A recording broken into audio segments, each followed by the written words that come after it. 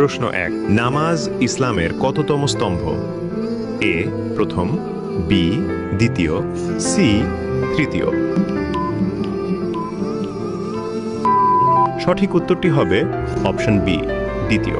প্রশ্ন 2, ইসলামের প্রথম আজান হয় কোন মসজিদে? এ মসজিদে হারাম, বি মসজিদে নববী, সি মসজিদুল আকসা। সঠিক উত্তরটি হবে অপশন বি মসজিদে নববী। প্রশ্ন 3, ইসলামের প্রথম খলিফা কে ছিলেন? এ আবু বকর রাদিয়াল্লাহু আনহু, বি উমর রাদিয়াল্লাহু আনহু, সি আলী রাদিয়াল্লাহু আনহু। সঠিক উত্তরটি হবে অপশন এ আবু বকর রাদিয়াল্লাহু আনহু। প্রশ্ন 4, জান্নাতে প্রবেশকারী মানুষদের বয়স কত হবে? এ 25 বছর, বি 30 বছর, সি 33 বছর।